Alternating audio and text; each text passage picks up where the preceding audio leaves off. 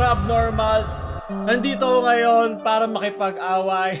Ngayon papanoorin natin ang gabi ng lagim. At syempre hindi lahat. Ayoko yumao din ang ating channel. Kaya nakakaramdam ako ng presensya ng mga memes. Kaya kailangan ko ng suotin ng ating bonnet. Okay, para mukha tayo may ano ng manok.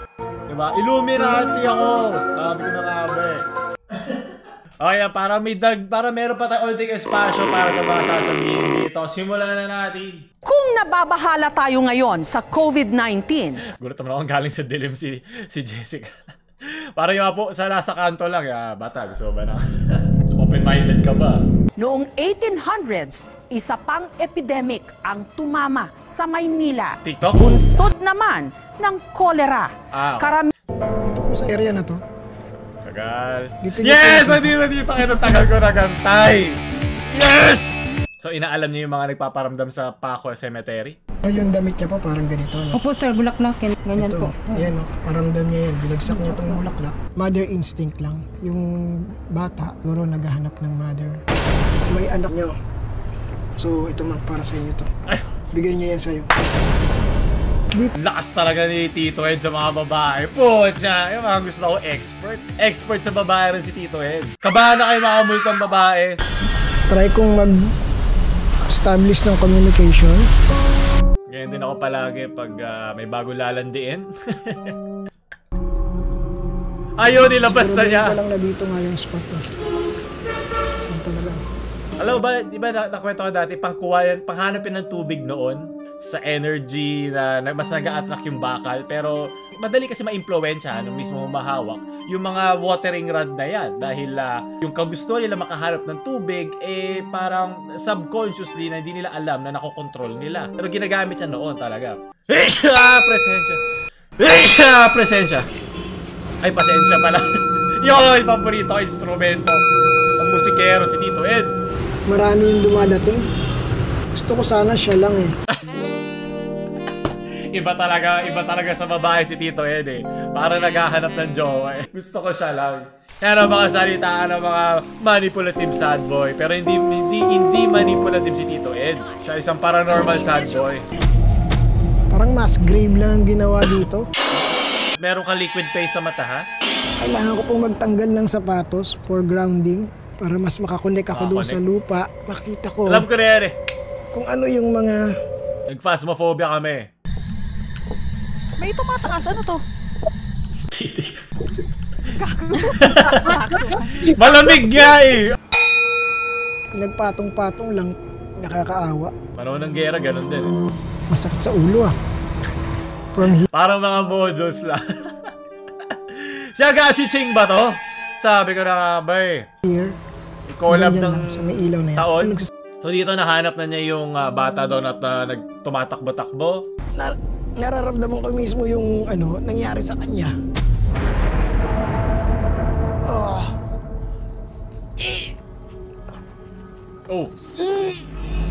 Oh, nagsuka si Tito Ed. So yung tinapat sa kanya yung microphone. Kaya natin marinig yung suka ni Tito Ed. Layo tayo sa lugar. Hirapan ako. Wag Tito Ed, kailangan pa natin ng show. Kaya mo yan. Isa ka malakas na sad boy. Subukan. Oh shit. Here we go again. Kaya ito din ako sa maginhawa ng alas 3 ng gabi. Hindi ko makita yung sarili ko. Ang mahalaga, nakalimutan. Pag may dumaan na shooting star, anong i-wish mo? Sana hindi ko na siya mahalin. Ito rin yung mga sinasabi naman nagto-soul searching. Ano ba? Doon sa simbahan. Ganda ng post si Tito Ed doon ah. Mamatay ako doon. Habang siya'y nagsasalita, pakinggan po nating mabuti. Merong pumipigil. Guys. Para naman tayo eh. Parang sinabi yan. Para sa akin yung tunog din. Charot! Guys. Charot! Guys. Kaya naman eh. Yung mga ganito sobrang vague. Ang hirap gawa ng tamang sagot ay kahit ikaw tama eh. Kahit sino kasi pwede mag-invent nung ganong klaseng mga boses. Parang yung nangyari doon kay sa nanay ni Lloyd Cadena. Parang ganun din yun. Huwag hindi nyo kailalagyan ng kahulugan ng lahat ng bagay. Naintindihan ko yung mga taong may nararamdaman sa ganyan, okay lang yun, pang-cope. Kung lahat na lang ganun, ibig sabihin kahit sino pwede rin gawin yun. Kasi ang simple lang, di ba? Doon na natin tapos para hindi yumao ang ating challenge sa pag-copyrighted kay MJS. Oh shit. Here we go again. Naisip ko tuloy, meron bang parang level ang mga multo? Kasi di ba dito may mga multo na parang ngayon ko lang nakita si Tito Ed ganito nag-react sa isang multo. Nagsuka pa siya, naapektuhan siya. Sa mga multo ba, meron bang level ang multo? May mas malakas bang multo sa isa pang multo? At paano sila lumalakas? Ang sabi nila ay kailangan yung pinagdaanan niya ay matindi o marami siyang unfinished business o hindi pa tapos na gustong gawin dito sa laman lupa. Pag ganon, ano ang basihan? Emosyon ba nila? Yung ba nagbibigay ng kanilang kapangyarihan o ng lakas o ng enerhiya? Kunyari, pumunta ako sa isang kwarto, nakita ko yung aking pinakamamahal na may ibang kinakasama sa kwarto. Naasar ako, tumakbo ako, nasagasaan ako sa kalsada dahil naghahanap ako ng pagsusumbungan. Nasagasaan ako, meron ako unfinished business. O di syempre, galit na galit yung emosyon. Niloko ako! Tapos, hindi ko pala namalayan na yung pinakamamahal ko pala ay unan lang yung katabi. Paano yun? Kasi ang emosyon, di ba, iba-iba ang perspective eh. Pwede emosyon mo, baka okay ka lang, o mali yung nakikita mo. Lalakas ba ako bilang isang multo dahil sa aking hindi pagkakaunawa sa nangyari nung ako'y buhay pa? Yun yung mga hindi ko alam. Pero okay lang yun. At si Thomas, onti lang yung ginawa ni Tito Ed. Iba talaga ang KMJS para dyan si Tito Ed. At talagang dami yung quotable quotes na di natin makakalimutan. Kaya labasan natin ang ating watering rod ng kahirapan at nakakaramdam na ako ng presensya ng meme. Galing kay Kimoy, yung lagi ikaw yung namamatay sa final. Oo, ako na huling namatay, ako pa nilalahit ang team ko, Leche. Galing kay Jackie, bibigyan kayo ng prof nyo ng TC. Hindi! Malakas ka para si Tito Ed. Kakayanin mo yan. Wag lang pabigat ang team mo. Sunod, galing kay Marlo. Umiinom ako habang nanonood ng KMJS. Hindi naman nadadagdagan takot ko, pero parang habang tumatagal, gumaganda si Jessica sa isang malaking kababalaghan nga naman yan. Lagot ka. Mahina ang kalaban natin dyan. Hindi natin kaya laban si Tita Jessica. Yung nagka-clash mga kampi mo tapos hindi ka sumama. Hindi ka mamamatay kung tumulong ka sa kampi mo, Leche. Galing kay Kokoy. Lalaki din na masaya sa love life. Parang ang saya-saya niya kapag nasasakal. Nalala ko yan. Hindi ko pwede ipakita lahat dahil baka copyright tayo. Baka masakal ako yung KMJS. Sunod. Galing kay Clinton. Walang hanggan.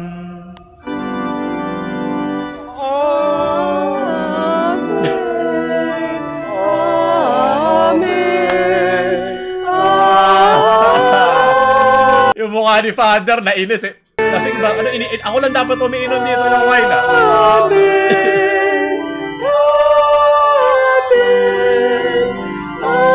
Kaya tayo binumulto eh. Ayusin nyo, choir.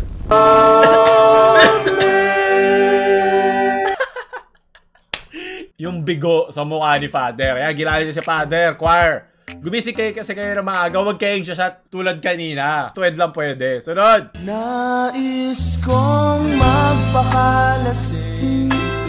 Sunod. Ivan Renzi. Tol, takbo. Nandiyan na yung kulwaring matapang kasi may takot pa rin. Ay, ang pinakamasakit. Matakot na kayo sa lahat ng multo. Huwag lang sa responsibilidad. Huwag kayong tatakbo dyan. Si Tito Ed lang dahil alam niya ang kanyang ginagawa. Sunod. Galing kay Jonathan. Tol, natakot ka pala dito. Sige, bye. Mukha siyang crinkles eh. Yung multo. Sunod. Galing kay Don Simon. They see me rolling.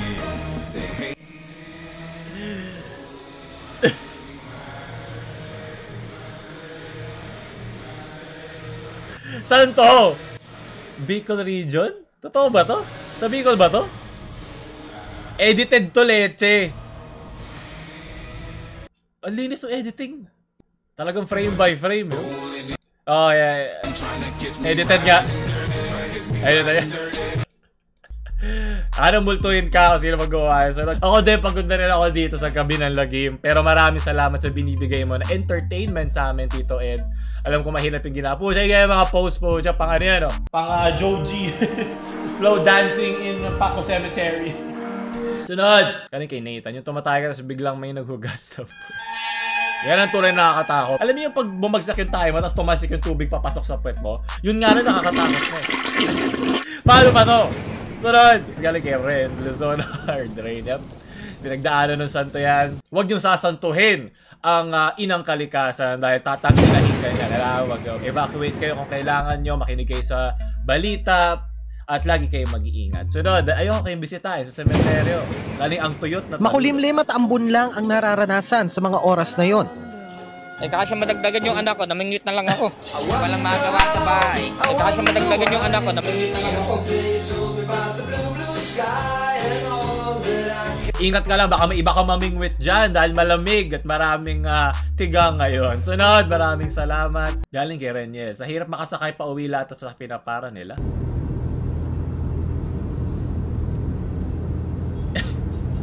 Kung may white lady sa Balete Drive, merong itim na burnik kung saan man tong drive.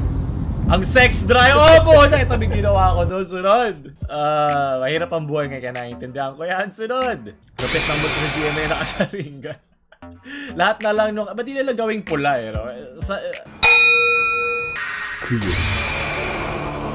Kore kara 72 jikan. Akumi wa samayo. Gusto talaga nila maging meme eh. Okay lang yan, diba? Dagdag sa atin yun. Dagdag content. Maraming salamat, GMA.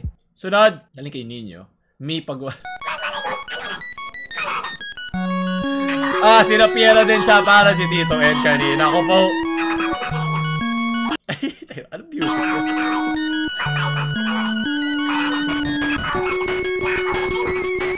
Okay, tama na. Ayoko na. Sunod! Sa wakas, nakapaglagay na kami ng pabigat sa bubong. Safe galing kay Jove. Sunod-sunod na naman ang malalakas na tunog na bumulabog sa barangay. Kapatid ba to? Magaling. Ang tunay na pabigat sa bahay. Mamatakot na kayo sa lahat. Huwag lang sa responsibilidad sa bahay. Ay, ano? Ay, ano? Para di ka maging pabigat tulad niya. Maraming salamat, Jove. Galing kay Ariel. Welcome to the Christian. Malino, tumayo muna! Kaya tayo tira sa PS. Tara po, tayo na po. Ba't hindi siya nagigising? Ang tibay naman eh. Ang mga ninong, Ang malakas na enerhiya. Yung malakas na enerhiya, malakas na presensya ng mga tunay mong kaibigan. Magtitirik ko lang niya para sa nag-host ang basa ko. O, pag basura yung server mo, basura yung internet mo, huwag ka na mag-host. Iyon ang hindi mo mabibisita sa sementero. Maraming salamat dyan, Bast. At panguli, galing kay Art of Ed Kaluwag ko, yung fan art. Troy of Art, maraming salamat. Hindi ko kayang kunin ang maskara ni Tito dahil kapangyarihan lang niya yan. Ako ay isang hamak na Ed Kaluwag lang ng kahirapan. Huwag niyo kalimutan like, share. So ayun, kung nagustuhan niyo, huwag niyo kalimutan like, share sa mga mukhang lagim niyong friends. Huwag niyo kalimutan subscribe. Ed Kaluwag ng kahirapan out.